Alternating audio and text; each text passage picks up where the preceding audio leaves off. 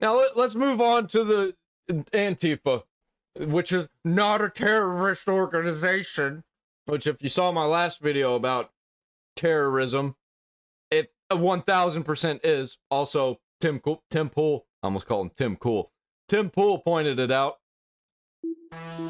This is from JD Delay, yeah. Important interview that I have ever done. Today we are going to be speaking with an ex-member of the terrorist organization Antifa. It's just an idea, JD Delay. What are you talking about? He was a street member. You can't ban an idea. We have free speech in this country. Of an Oregon chapter, and he is going to give us all of the behind-the-scenes knowledge and inner workings of this terrorist organization. Portland is unbelievable what's going on. And these are paid terrorists, okay? The Trump administration needs to start treating Antifa like ISIS, the terrorists that they are. From talking about how their leaders... I remember when they were arresting people for being suspected of being ISIS, even when they weren't. Like my best friend. He went to prison for 4 years because he was deemed an ISIS terrorist on the news. And all he did was light fireworks behind a cop car. And he did 4 years for that. And we got people doing way, way, way worse and just being let out. We got people literally killing people. Nothing happens to them. Or they get like 6 years, 10 years. And my friend did 4. Like, come on. Get fucking real. Works, how their hierarchy is formed, how he got into Antifa, and what they are doing to raise their money, as well as what their ultimate goal is. A civil war in America. We need to push this information out there so that more people know what is actually going on. So please, like, comment, and share. Let's go.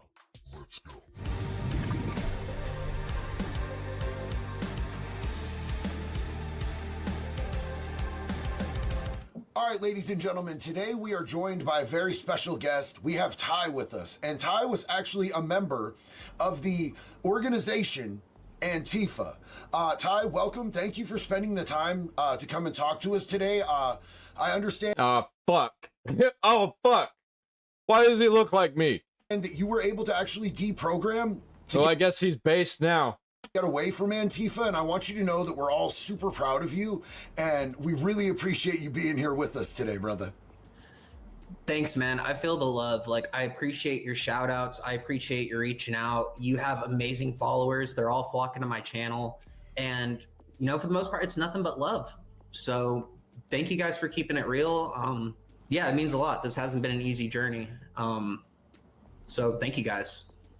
And it should always be love, man. Like, that's really the way that we fix this, is by finding common ground, by, you know, finding mutual things that we have in common and not letting that... Yeah, right now, the only thing the left and the right have in common is that they hate each other and that there's going to be civil war. That gap keep growing because things are escalating. And this is why I'm a fucking anarchist, dude. And, like, I got pushed onto the right because of the leftoid freaks, but I really am not.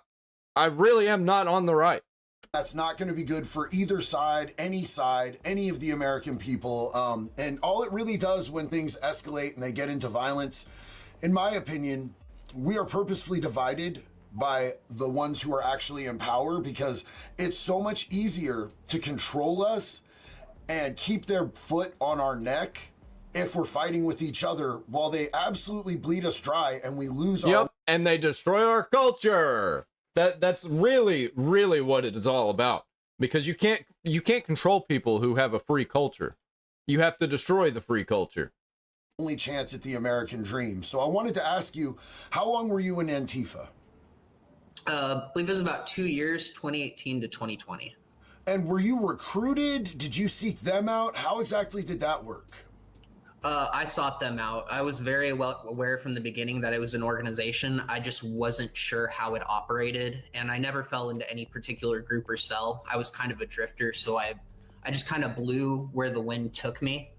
I was led into and out of the chaos, but yeah, I sought them out. So you may have been a drifter, but can you clarify this for us? As somebody who was in Antifa, Is it a actual organization? 100,000%. Don't let anybody fool you otherwise. And they have like a hierarchy and a leadership structure. What is that like? Well, the way I classify the two classes of Antifa, at least street level, you have the devotees and you have the wannabes. The devotees are people like me, people who are really in it for the Civil War aspect. We knew damn well we were playing in Civil War territory. We wanted to fight. We wanted to take out our political enemies. We wanted to take out all our rage. We were willing to do what the little trans kids on the college campus were. Well, guess what with all these Antifa freaks? Smashing Pumpkins said it perfectly. Despite all my rage, I'm still just a rat in a cage. Right? They're the wannabes, the furries, the one coming out in the dinosaur suits, you know, all of which is made to make it look light and fluffy, while people like me were behind the scenes. I would walk around with a machete half the size of my fucking leg. I called it my self-defense machete. It's fucking pathetic. But so the devotees kind of use the they're LARPing. They're LARPing as revolutionaries. Wannabe class as human shield. So a lot of the time the wannabes would get taken out first because they want to be virtuous. They want to be there with their cameras at the front, and then holy shit, here come the rubber bullets. And then the ones in the back can be like, see, we told you. And then some of them can go to fight, and then others can go to run away. That's crazy, man. So, would you classify? And it doesn't matter if they go to jail, as we were seeing during COVID, that there were organizations coming together and actual politicians coming together to get the money together to bail them out and to pay their legal fees and launch GoFundMes and all of that. This organization as terroristic? Yep. My thoughts sounds like you're saying they want civil war, so yeah, it's a domestic terror organization. I wish it could have gone differently. I love alternate history as much as the next guy. I'd love to see what that world looks like, but unfortunately the reality is like this is bad. This is a white boy jihad, and it's gonna get fucked up. Well, I'm hoping that was fucking based, dude. White boy jihad? Yeah, 1,000,000%. That's all that I'm seeing from these groups. And like, there are black people, but like, it's straight up just autistic white kids, man, who are just so full of rage and hate because they're bought by the social media. Like, people in power want this to happen. By the way, Republicans want this to happen too, because they got somebody to go after. we can avoid that. I don't know exactly how we would get there, but it seems almost like it has elements of a cult per se. Did you see elements of sort of a cultish structure there? It's a cult, but it's a cult with cults, I'm realizing, which is even fucking worse. You know, they say that it's just an ideology. A cult of cults. Yeah, a bunch of cults that are coming together, that are all different, but they all come together and work together as one single giant organization. We call those cells. And it's just an idea, but they have structure. They have, it feels like there's layers to the whole thing, and it seems like it's very complex. Did you ever see anything that made you think that they were funded from any outside entities? I started doing some investigations into my channel, and along the way I met this guy, and he told me he was a part of Antifa, but he was very, very paranoid, and I didn't really know why, so I kind of had to work my way in and be like, dude, like, what's going on with you? And what I ultimately learned is that he was being gang stalked by criminal organizations that he had been a part of. He had gotten into Antifa for probably a couple weeks, couple months, I can't remember specifically, but he was going in as a drug mule to sell drugs to these kids. And he was also leaning on the anti-fascist ideology. He had his own gripes with white supremacy from his past and his family, and he wanted to fight Nazis, but he realized how stupid they were. But then he just kind of stayed embedded because he still had to make the money, right? He told me a lot, essentially that Chinese criminal syndicates were in control of Portland and God knows how much of the rest of Oregon. He just told me Portland. That's what I've been saying this whole time, dude. Like, it's literally China and the Mexican cartels that are behind all of this. And you know who controls the Mexican cartels, don't you? It's China. But essentially that they were sending agents in and they were mitigating the chaos, and that they had people everywhere, and that when a riot breaks out in one side of the city. Also, international trillionaire organizations like the payment processors, Visa, MasterCard, BlackRock, Vanguard, you know, all those, like, all the ones that we always talk about that are absolutely horrible, doing evil shit. They're all behind stuff like this, and they all do these things separately together to cause all this shit to happen. Like, who's funding this, huh? Who's funding all of this shit? Besides the donations, because let me tell you, donations ain't enough to do all of this shit, to organize like this. And all the cops and all the resources and all the media are there, and they can monitor the traffic from their agents, their drones, their people in certain places. That gives them leeway to do operations like child trafficking, weapons trade, drug trade. So while we were all fighting each other, and we're all wondering, where are the kids? Why is there so many drugs? Why are all these people so militant? This is what was happening. This was the reality of what right versus left brought us in this country. That's the fucking reality of Antifa. It sounds like they're also being funded through illegal activities. Is Antifa participating in illegal activities to raise their funding for the organization and the things that they're doing? I believe that local businesses, at least I can say in Eugene, a lot of these far left areas, especially areas of entertainment, and let's just say debauchery, a lot of the bars, a lot of them were in bed with Antifa, and I think a lot of them were getting in bed with local charities and NGOs. And Yeah, just the same as Mexican cartels are doing, by the way. And I know a lot about this. For one, literally my best friend got mixed up in the cartels in prison and was basically an honorary Mexican. I don't want to go any deeper into that, but I also know about cartel that was running the strip clubs, running the vape shops in my hometown, small town, small area, and they were running all of the shit, man. They were selling vape additives to kids, and even the cops were part of it because they weren't doing anything about it, and they knew about it. You know why? Because they were buying it too. Even the mayor. Like, we were working there. Me and another friend were working at the vape shop in my hometown, literally selling the stuff to everybody. So many people would come in. So many people you wouldn't think that were like tied up into local politics, that were tied up in county politics. It was crazy. And they'd all go to the strip club. It's like they were bought. They were bought by the crime that they were involved in. Really believe that, look, the National Guard is great and everything. You really want to sink these motherfuckers? Sick the IRS on them. Audit everybody, because there's multiple ways that these kids were getting funding. You know, for a lot of them, people like me, it was kind of like Scientology, pay to play. Yeah, you got to pay your bills, but you might also need the mask for tomorrow type stuff. And then for the girls in Antifa, a lot of them were sex workers.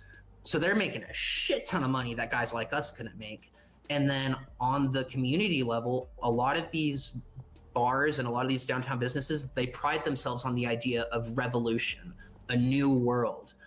You say you want a revolution, well, you know, we all want to change the world. Apocalyptic narratives that we're all going to die. You go around to all these places and it has satanic imagery fucking everywhere. I mean, it sounds borderline like the women might even be being trafficked to a certain extent by the organization. But have you seen stuff? And a lot of them allow themselves to be trafficked. Like drug dealing going on? And have you seen any possible links? I know you mentioned Chinese organizations. Have you seen any links with cartels and Antifa? Well, the Chinese syndicates would be communist Chinese cartels. So they're their own form of cartel. But I think especially as Texas pushed out a lot of the migrant crisis, you started to notice there was more Mexicans popping up there. I think a lot of that was going on. I have my suspicions. I won't say them on camera, just on the off chance that I'm wrong, because I don't want to take a bullet to the head. But I do believe that there are multiple syndicates and criminal organizations that play here. Okay, so you've already said that they were encouraging edging towards civil war. Have you seen Antifa pushing its members towards escalating violence? 100%. And they play with the same language that gets played in the Middle East. They throw it all around Oregon. You'd see it sprayed. Yep, white boy jihad. Painted around the campuses. Antifada. Yep. And the word Antifa. Hassan Piker likes to say that, by the way. very much tied up with terrorist organizations. And I think he's taking funny money, and he's directly tied to Twitch. And I think Twitch is taking funny money because they're all either in support of terrorism or they turn a blind eye to it. And literally, Hassan Piker has been saying the things that he's saying that they say. It's crazy. It's crazy, right? Holy shit. Is literally in that. So, I mean, sometimes the universe just tells you things flat out. A lot of what's happening in the Middle East, it's really the same Bella Ciao as what's going on here. We're in the early stages of stone throwing. That stone throwing led to... Dude, we're seeing a lot more of it. It's getting worse. Next, you'll be seeing them actually throwing Molotov cocktails at police. A bunch of police are going to die. And you know where that leads? Military. A lot of public optics of, oh no, the kids are being shot at. They're being attacked. How horrible. How horrible. Meanwhile, the footage of them punching a police officer gets blocked out. So you're dealing with a culture that's essentially creating a narrative of almost an apartheid system. That's kind of why they look at you guys like you and get scared. They're like, you are not a part of our society. The same way people over in Israel, or sorry, over in the other side of that in Gaza, they'll be like, oh, you're colonialist. You're settlers. Like, they're looking at a lot of these conflicts overseas and they're LARPing and they're putting themselves in that exact same position because this is a globalist movement. This is all nations. This is in the UK. This is in Ireland. Holy shit, this guy is saying literally the exact same things that I've been saying.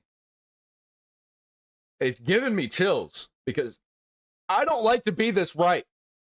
This is fucked up. This is in Africa. This is in Japan. And a lot of them really seek a world without borders, but at the same time, you have to have borders. So it's very discoherent system, but the media really props it up. Like, yeah, it's just the death cult doing like blood rituals. It's satanic. All they want is chaos. That's literally the only thing they want. They don't actually want a society for them to live in. They want there to be no society, and they just want violence and death.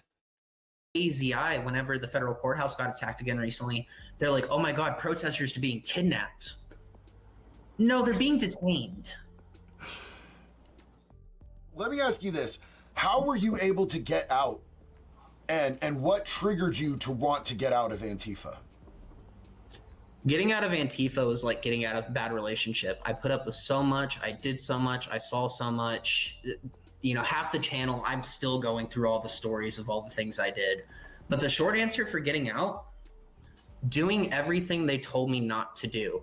Listening to people they told me not to listen to, listening to music they told me not to listen to, watching movies they told me not to watch, reading books they told me not to read, talking to people they told me not to talk to, which is a major cult aspect of that. They encourage you to sever ties with your family.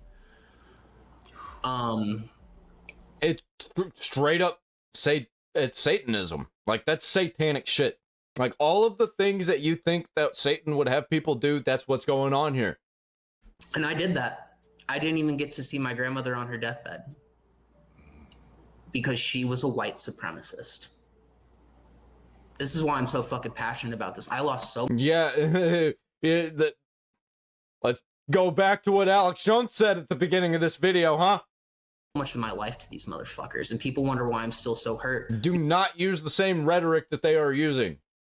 Because they don't hear about this. They think I'm a crazy conspiracy theorist and, oh, the past should be in the past. And it's like, no, this is happening to thousands of people every fucking day. Every fucking day. All of their targets, they don't go after Nazis. I was studying Nazis. I was very confused why no one around me wanted to know about actual Nazis. So I didn't spend much time in the Proud Boys. I don't think they're actual Nazis, so I wasn't fucking worried about them. You know, but they don't like to talk about that stuff because it's scary. What's a threat to them is people like Charlie Kirk, who convince people like me, hey, you're fucking up. Come back here, buddy. Yeah, they're not going to fuck with people who are going to do the exact same things that they're going to do to them in the streets. No, they're going to go after people they know aren't going to actually go after them in the streets. That's what happens. You know, there's a man upstairs that loves you. Do you know you got a mommy and daddy at home that miss you very much? Do you know you look like a fucking asshole on these drugs? That's who they hate because they threaten the cult. Was there a tipping point? Was there one thing, or was it just an accumulation of things that made you want to start questioning the ideology and what was going on? There's just so much of it because you got to remember, none of us are ever out there sober. You've never seen a sober Antifa member in your life. So there was a lot of disassociation, and there's a lot of times that Daryl Davis came out and I'm like, I want to go talk to the conservatives. And then there was just other times that I just felt it was so chaotic and everybody's screaming. I was there, at one point screaming, all cops are bastard, and we're all chanting, and somebody fired a gun in the middle of in the air. So it's like moments like that, it would snap me out of that, and then it would have me go back into war mode. And I think that's just what disgusted me, is over time realizing how much I lost, how many friendships I severed, how stupid I was being, how much I had destroyed myself. Like, I have so much physical damage now from all the fucking drugs that, like, a lot of mental damage. Which is probably one of the only reasons I'm so cocky in doing this, is because my brain's fried and the parts telling me to stop talking are gone. But let's talk about something positive. Where is your life at today? Like, where is your heart and your spirit and your head at today, now that you've been able to distance yourself and find some time and some peace? I'm still struggling a lot. I put down the beer 3 days ago. The last beer I had was actually when I was doing that message to you. I was like, you know what? Let me just kind of mark this to remember it. Hopefully I stick with it. But I'm still an addict. Like, I still struggle, I'm learning how to integrate into regular life, because even before Antifa, so much of my life was crazy that I have a very hard time talking to normal people.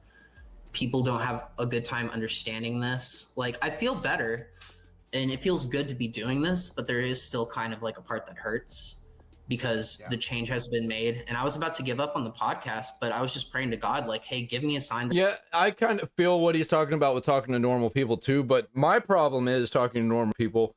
I kind of have to dumb myself down a little bit, not saying normal people are dumb, but they just don't pay attention and they deny that things are going on. It's like they deny their lying eyes. You know what I mean?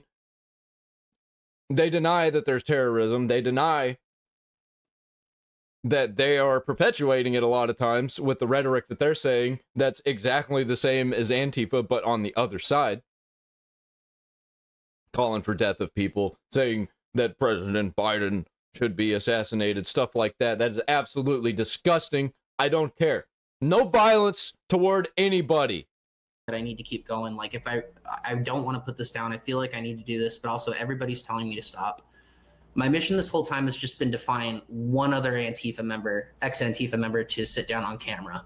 You know what, though? Like, I completely understand. It's when it comes to things like cults, I personally can understand because of my lifestyle and addiction and the criminology. And I'm gonna have to look into this guy after this interview. I'm gonna see what his channel is all about. I might do some reaction to his channel. And the way that I lived that lifestyle, a lot of those people I had really bad toxic relationships with, and I miss them. Most of them are dead. Most of fentanyl came in and killed most of them. And I have a lot of conflicted feelings about that. As much as I hate methamphetamines, I still had a 20-year relationship with that substance. And there's times where I still feel like a longing or a sorrow because of its absence in my life. But the consequences were absolutely devastating, and it turned me into a slave. But they're complicated feelings because we're complex creatures. And I think it would be really awesome if you were able to find someone that you could, talk with, possibly podcast with. So hopefully this reaches other people that are ex-Antifa members. And even if you're not, if you want to know more about Antifa and how Antifa works and all of the behind the scenes of Antifa, from somebody who's safe and isn't trying to indoctrinate you into the cult, I highly recommend that you go and you subscribe to Ty, whose channel is Triple B Collective, right here on YouTube. All right. There's going to be a link in the description. I'm also going to add him as a collaborator, so you'll be able to easily and accessibly find him. Please go and sub and check out his journey and check out where... Yeah, I'm going to do that right now. Hold on. What was it? It was... Triple B, what, you know what? He didn't add him as a collaborator. The Triple B Collective. Definitely go to this guy's channel and subscribe. He's only a little bit bigger than me. Holy shit. Yeah, I'm definitely checking this out. This looks very, very interesting. I am super... Okay. I'm gonna check this out real quick. The underdog is ICE. They've got less than 10,000 agents with 20 plus million illegals just under Biden here. And to answer your question, the left is so entitled that these illegal aliens aren't illegal alien MS-13 people from El Salvador. No, they're Maryland, man.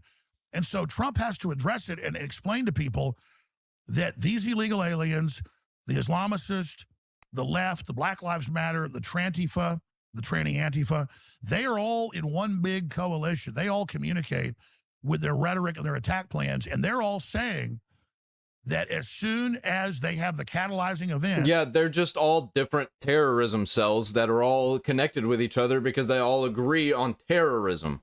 Where a bunch of their people get massacred. It's in movies. It's in the Podesta plan. I've got countless videos. You see them all the time. We're out at the rally. They go, you just wait till Trump kills a bunch of us. And then once we have that pretext, even MSNBC said our constituents want blood. They want a triggering event. I mean, they're just like, once the triggering event comes, you're all dead. We're burning everything down, and we're coming to your houses. And Antifa and these other groups have targeted lists that have come out of whose houses they're going to. Governors, talk show hosts, everybody. Tucker is on the list. I'm on the list. We've caught him outside my house, folks, okay? I'm just going to leave it at that. I haven't stayed at my house in months. Yeah, Charlie Kirk got shot in the neck. It's gotten that bad. I mean, I stay there. You haven't stayed at your house? I don't stay at my house anymore. I stay there sometimes. My children don't, because I mean they're there. It's targeted, and as soon as they kick this off, there are people that are first on the list that they're planning to come get. Because I'm not trying to, you know this, Tucker. You're smart. When they really launch this, it's not going to be them knocking your door down in D.C. It's going to be a group of meth heads rolling up with Molotov cocktails, and they've got these undercover videos in Austin and Portland and everywhere, hours of them. And it shows inside these warehouses where they give them drugs and money and food and the NGOs. And they're just all in there ramped up and ready with guns and weapons. And then just as soon as they give them the green light, they are going to just pile in their vans and come to kill. Well, think of Helter Skelter times 10,000. Think of the Manson family times 10,000. They've got Manson family groups in every major city and most small towns.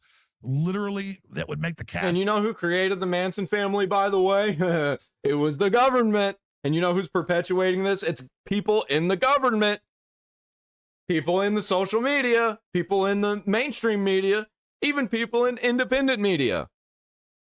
Massive Chainsaw Massacre look like choir boys ready to go.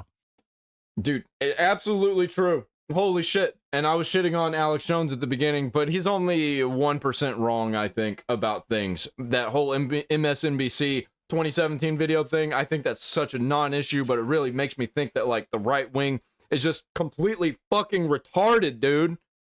Like, there's no way that the right wing's... there's no way we come out on top. The only people that are going to come out on top here in this world are going to be the leftoid freaks, and they're going to destroy themselves. And then you know who comes out on top after that? Jesus Christ.